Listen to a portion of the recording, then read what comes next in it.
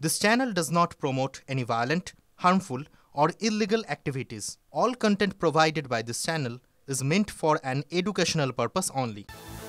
বালি পাচার মামলায় ইডির প্রথম গ্রেপ্তার সল্টলেকের ব্যবসায়ী অরুণ শরাফ।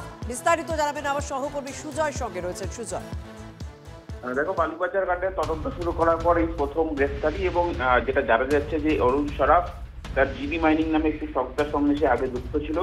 এছাড়াও ঝাড়গ্রাম, পশ্চিম মেদিনীপুর জুড়ে বিভিন্ন জায়গা থেকে যে সমস্ত বালির যে সমস্ত বেআইনি কারবার হয় সেই কারবারে অন্যতম গুরুত্বপূর্ণ ভূমিকা রয়েছে এই অরুণ শরাফের, এবং তার থেকে যে বিপুল পরিমাণ টাকা, সেই বিপুল আর্থিক লেনদেনের সঙ্গেও এই অরুণ শরাফ যুক্ত, তেমনটাই সূত্র মারফত খবর। এবং আজকে তাকে তলব করা হয়েছিল সিজিএ কমপ্লেক্সে। সেখানে বেশ দীর্ঘ সময় জিজ্ঞাসাবাদের পর তার জবাবে সন্তুষ্ট না হয় এবং তদন্তে সহযোগিতা না করে তাকে গ্রেফতার করা হয়েছে এবং আজকে আদালতে পেশ করে নিজেদের হেফাজতে নিয়েছে এনফোর্সমেন্ট।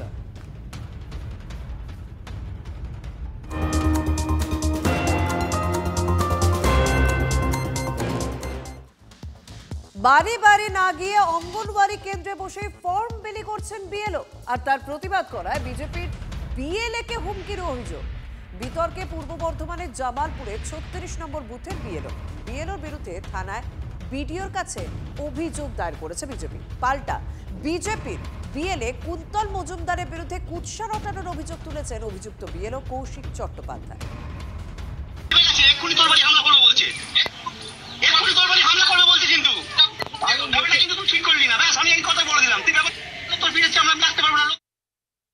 বিডিও সাহেব এবং এআর ম্যাডামকে জানাই এবং আইনানুগ ব্যবস্থা গ্রহণের জন্য আজকে লিখিত ভাবে ওনাকে বিডিও এবং এআর ম্যাডামকে জানাই এবং থানায় ওনার বিরুদ্ধে কমপ্লেন করি। কার বিরুদ্ধে? এই বিএলও যে কৌশিক চ্যাটার্জির বিরুদ্ধে। কারণ উনি যেভাবে ঔদ্ধত্য দেখিয়েছেন, কারণ কুন্তল মজুমদার যে আমাদের বিজেপির বিএলএ, তাকে বলেছেন যে লোক পাঠিয়ে বাড়ি ভাঙচুর করবো এবং বাড়ি ঘেরাও করবো। এই যে একটা ঔদ্ধত্যমূলক কথা এবং প্রাণে মারার যে হুমকি দিয়েছে তার তীব্র নিন্দা জানাই। আমরা চাইছি যে বিএলএর অবিলম্বে দৃষ্টান্তমূলক আইনানুগ শাস্তি হোক এবং ওনাকে অবিলম্বে বিএলও পদ থেকে বাতিল করতে হবে। জামালপুরের পাচরা পঞ্চায়েতের মহিন্দর গ্রামে কর্তব্যরত বিএলওর সঙ্গে বিজেপির কিছু বিষয় নিয়ে গোলমাল হয়েছে। তৃণমূলের সঙ্গে কোনো সম্পর্ক নেই। বিজেপি এসআইআর নিয়ে দিশাহারা হয়ে গেছে। যেখানে যা কিছুই ঘটছে না ঘটছে তৃণমূলের ঘাড়ে দোষ চাপাচ্ছে, তৃণমূল ফোবিয়ায় ভুগছে। এরপরে হোঁচট লাগলে এটা বলবো ইটটা বা ঢিলটা তৃণমূল ছিল। এসব বাজে কথার কোনো উত্তর হয় না। এদের দিশাহারা অবস্থা থেকে এসব আজে বাজে বকছে। ওই ঘটনার সঙ্গে তৃণমূল কংগ্রেসের কোনো সম্পর্ক নেই।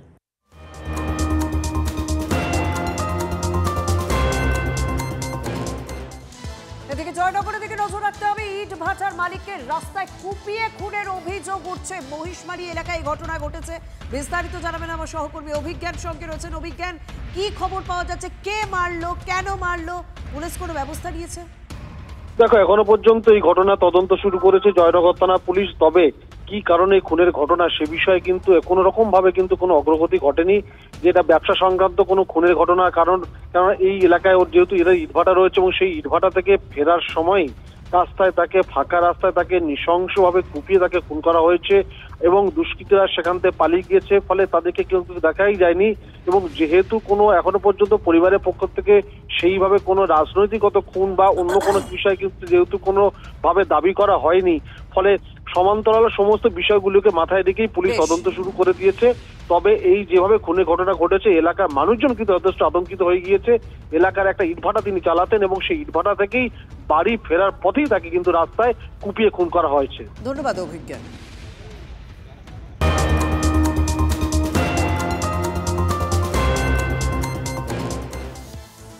এবার আমাদের নজর রাখতে হবে ভাঙড়ের দিকে, কারণ সেখানে শওকত মোল্লার একটি সভা ছিল। সেই সভার পর বোমাবাজির অভিযোগ উঠছে। কৃষ্ণমাটি এলাকায় এই ঘটনাটি ঘটেছে। জানাবেন আমার সহকর্মী সত্যজিৎ সঙ্গে রয়েছে। সত্যজিৎ, কাদের বিরুদ্ধে অভিযোগ এবং ঠিক কি ঘটেছে? কোনো হতাহতের খবর?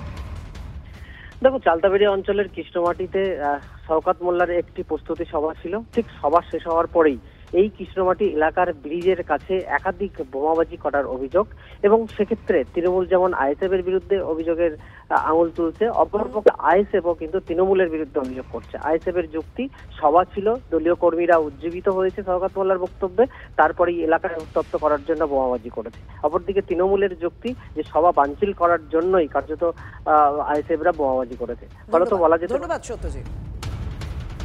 মানে গাড়ি পুরোপুরি বার হয়নি, অন্তত 50 তফাত ওরা বোম মেরে পালিয়ে গেল। এটা আমার সম্ভবত আইএসএফ নামক দল ছাড়া অন্য কারো কাজ হতে পারে না। কৃষ্ণমাটি শান্তিপ্রিয় গ্রাম, আজও পর্যন্ত কোনো অশান্তির জায়গা এখানে বাতাবরণ তৈরি হয়নি। তারা মাটি আস্তে আস্তে ওদের শেষ হয়ে যাচ্ছে, তার কারণে এরা এই বিভ্রান্তটা করতে যাচ্ছে। টিএমসিরা মেরেছে, কারণ যেহেতু ওদের আজ প্রোগ্রাম ছিল, ওদের ভেতর গোষ্ঠীদ্বন্দ্ব আছে, সেই জন্য ওরা মেরেছে। ওদের কাজটাই ওরা নিজেরাই করে, ওরা নিজেরা আমাদেরকে দাগিয়ে দেওয়ার চেষ্টা করছে। টিএমসিরা করে আর ইন্ডিয়ান সেকুলার ফ্রন্টে দাগিয়ে দেওয়ার চেষ্টা করে।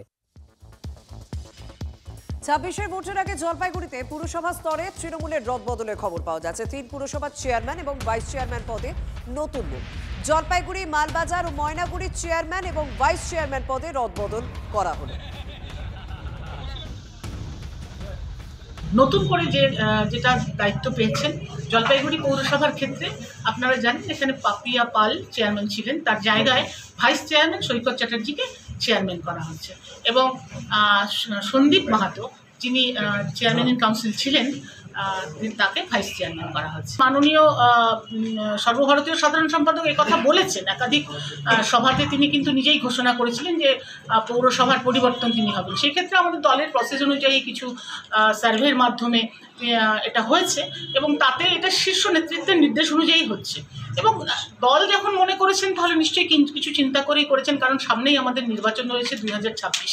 এই 2026-এর নির্বাচনের আগে নতুন করে যাদের দায়িত্ব দেওয়া হয়েছে তাদের দায়িত্ব আরও অনেক গুরু দায়িত্ব তাদের উপরে দল দিতে চাইছে, এটাই বোঝা যাচ্ছে।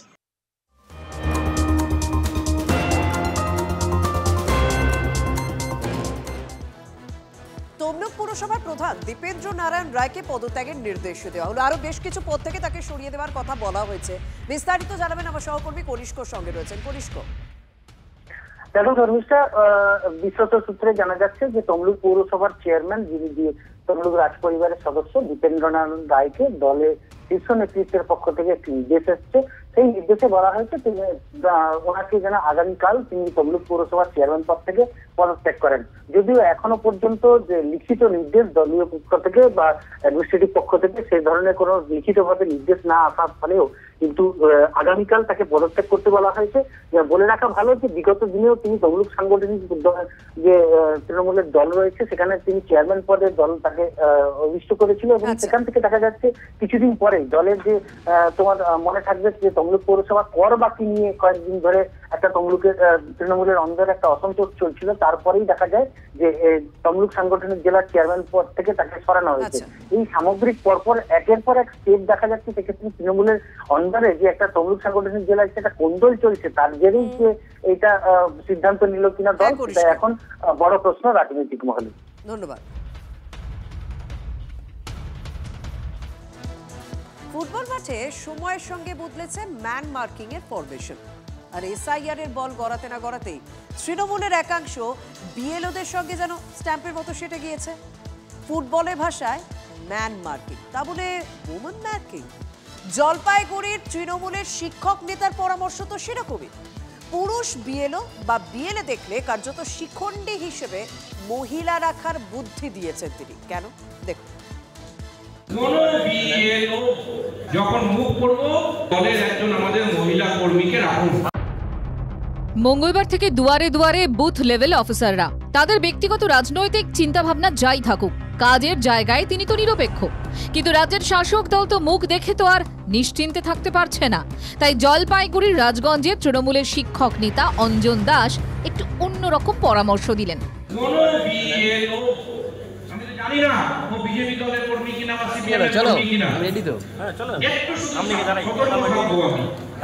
যখন মুখ করবো সঙ্গে দলের একজন আমাদের মহিলা কর্মীকে রাখুন। সম্প্রতি রাজগঞ্জ বিধানসভায় তৃণমূলের 271 জন বিএলএ কে আইপ্যাকের তরফে প্রশিক্ষণ দেওয়া হয়। মঞ্চে তখন ছিলেন স্থানীয় তৃণমূল বিধায়ক খগেশ্বর রায় সহ তৃণমূল নেতারা। সেখানে শুধু বিএলও নয়, বিএলএদের কিভাবে সামলাতে হবে সেটাই বুঝিয়ে দেন অঞ্জন দাস, এবং সেখানেও মহিলাদের দিয়ে ফলো করানোর বুদ্ধি দিলেন। বিএলএ যদি আমাদের সব পুরুষ হন, তাহলে আমি আমার দলকে অনুরোধ করব, সেই বিএলএ যে থাকবে তার সাথে একজন মহিলা কর্মী, অর্থাৎ মহিলা তৃণমূল কংগ্রেসের একজন কর্মীকে সাপোর্ট দেওয়ার জন্য। বিএলওরা ময়দানে নামতেই তাদের গতিবিধি বুঝতে ছায়ার মতো লেগে রয়েছেন তৃণমূলের লোকজন। রাজগঞ্জের শিক্ষক নেতার বিতর্কিত দাওয়ায় সেই জল আরও ঘুলিয়েছে। যে কোনো রাজনৈতিক দল নেতৃত্ব এরকম কিছু দাবি করে বা উপদেশ দেয় কর্মীদের, সেটা একটা ভয়ঙ্কর কাজ। বিএলওর সঙ্গে দল বেঁধে যাচ্ছে বা আমাদের কর্মীরা যাচ্ছে তা নয়, আমাদের কর্মীরা নির্দিষ্ট ওই বুথের যে বিএলও 2 সেই বিএলও 2ই যাচ্ছে। হাওড়ার জগাছা বা জগৎবল্লভপুর মহিলা বিএলওরা কোথাও ঘেরাওয়ের মুখে পড়েছেন, কোথাও পড়েছেন অস্বস্তিকর পরিস্থিতির মুখে। আবার হুগলির খানাকুলে বিএলওকে কার্যত ম্যান মার্কিং করে রেখেছেন। আর এই প্রেক্ষাপটে বিএলও বিএলএদের জন্য শিক্ষক নেতার ওমেন মার্কিং ফর্মুলা ঘিরে তোলপাড় বঙ্গ রাজনীতি।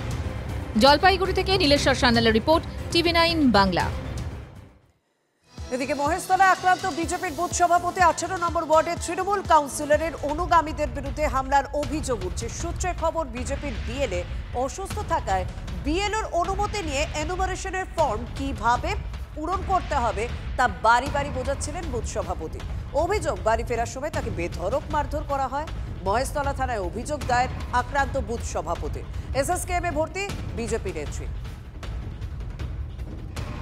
আর বলছে ওই হাত নিয়ে তুই পুলিশ এজেন্টে বসিস তো, ওই হাত ভেঙে দেবো, বুঝতে বসা তোর জন্য আমরা হেরেছি। গতবারে লোকসভার ভোটে ওরা হেরে গেছে, আমি নিজে পুলিশ এজেন্টে বসেছিল। একটা লাস্ট 10 মিনিটে ওরা ভোট চুরি করেছে, একটা মরা ভোট। আমাকে সব গালাগালি দিচ্ছে। মেলাঘাটে আমাদের টিএমসির কাউন্সিলর সোমা বেরা বসেছে, তাই বলে ওকে বলবো কেন আমাকে এরকম করছে। এবার ওরা কি করছে, মহিলাদের ফোন করেছে, সেই মহিলারা এসে রেল লাইনে আমাকে ফেলে মারলো, হাতে কামড়ে নিয়েছে। আর এই হাত এরকম ধরে বলে এই হাতে পুলিশ এজেন্টে লিখিস তো, বলে এই হাত ধরে পুরো ঘুরিয়ে দিল। ভারতের বিশ্বকাপ জয়ী মহিলা ক্রিকেট দলের রিচা ঘোষকে চাকরি দেওয়ার প্রস্তাব রাজ্যে। পুলিশে চাকরি দেওয়ার প্রস্তাব দিলেন মুখ্যমন্ত্রী। সূত্রে খবর, রিচার যোগ্যতা যাচাই করে কোন পদে চাকরি দেওয়া হবে তার সিদ্ধান্ত নেবেন মুখ্যমন্ত্রী। শনিবার বাংলার প্রথম বিশ্বকাপ জয়ী রিচা ঘোষকে সংবর্ধনা দেবে সিএবি। অনুষ্ঠানে উপস্থিত থাকবেন মুখ্যমন্ত্রী মমতা বন্দ্যোপাধ্যায়। সূত্রে খবর, মুখ্যমন্ত্রীকে আমন্ত্রণ জানানো হয়েছে সিএবির তরফে। সেই আমন্ত্রণ গ্রহণও করেছেন তিনি।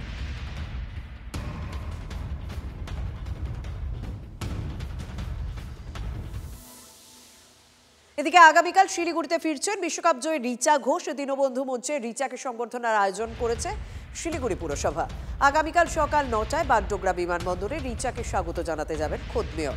এরপর হুটখোলা গাড়িতে করে বাড়িতে নিয়ে যাওয়া হবে রিচাকে। শিলিগুড়ি বাঘাযতীন পার্কে রিচার জন্য এক নাগরিক সম্মানের আয়োজন করা হয়েছে, যেখানে গোটা শহরবাসী আহ্বান জানানো হয়েছে।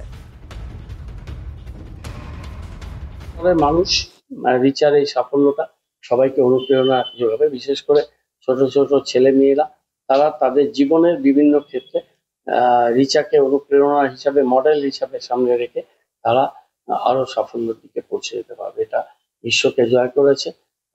এই মাইলস্টোনকে আমরা আমাদের প্রজন্মকে তাদের উজ্জ্বল শিখরে পৌঁছে নিয়ে যাওয়া মাইল ফলক হিসাবে ব্যবহার।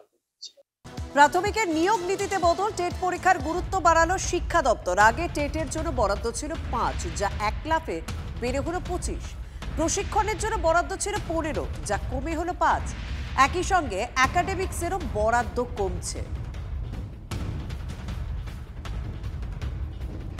প্রাথমিকের নিয়োগ নীতিতে বদল, টেট পরীক্ষার গুরুত্ব বাড়ালো শিক্ষা দপ্তর। আগে টেটের জন্য বরাদ্দ ছিল 5, যা 1 লাফে বেড়ে হলো 25। প্রশিক্ষণের জন্য বরাদ্দ ছিল 15, যা কমে হলো 5।